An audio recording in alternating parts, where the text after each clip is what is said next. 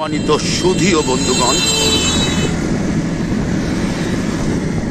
ইতিমধ্যেই আমরা পৌঁছে গেছি মধুমতি সেতুর এক পারে। আমরা শুধু পারেই থাকবো না, আমরা মধুমতি সেতুটির বুকের পাঁজরে দাঁড়িয়ে মধুমতি সেতু যেমন দেখব, ঠিক তেমনি ভাবেই দেখব মধুমতি নদীর বৈচিত্র্য। আপনারা জানেন, একটা কথা আছে, নদী মরে গেলেও তার রেখা থাকে।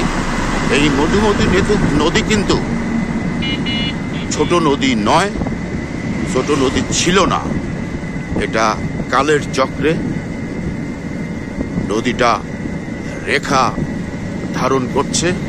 তারপরেও অনেক বড়, আমাদের কাছে, আমাদের কাছাকাছি সান্নিধ্যের মধ্যে মধুমতি নদীর যে বড় কোনো নদী আমাদের জন্মের পরে প্রতিনিয়ত দেখা হয় না।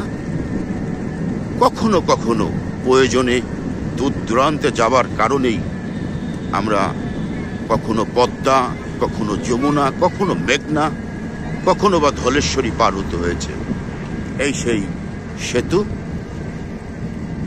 দক্ষিণবঙ্গেও নয়, শুধু দক্ষিণ এশিয়ার মধ্যে একটি শিল্পসম্মত সেতু হিসেবে গড়ে উঠেছে এই সেতুটি, মধুমতি সেতু।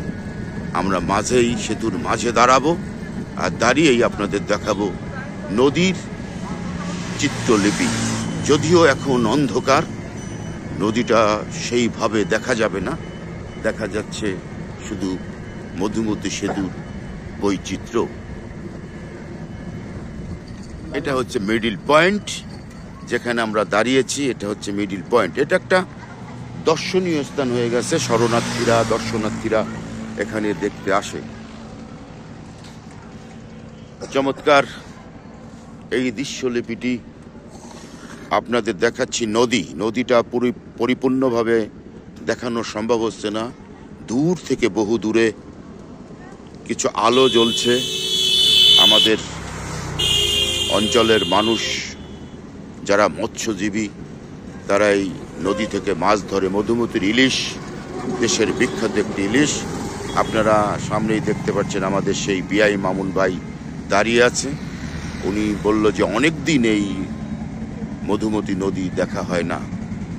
তাই আমিও বিআইয়ের সঙ্গে চলে আসলাম। অনেক লোক হেঁটে মধুমতি সেতু পার হচ্ছে। কি অপূর্ব দৃশ্য! আর লাইটিং দেখে মনে হচ্ছে যে সত্যিই হৃদয়ে জুড়িয়ে যায়। উন্নত বিশ্বকে হার মানিয়ে মধুমতি নদীর বুকে গড়ে উঠেছে এই আধুনিক সেতুটি।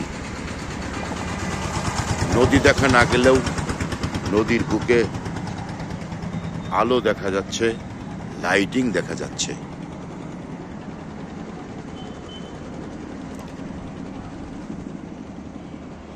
বাহ, চমৎকার! আজ এই পর্যন্তই আপনাদের দেখালাম মধুমতি সেতুর দৃশ্যলিপি।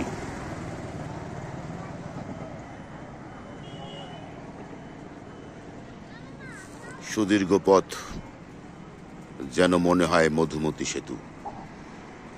ধন্যবাদ। আজ এই পর্যন্তই।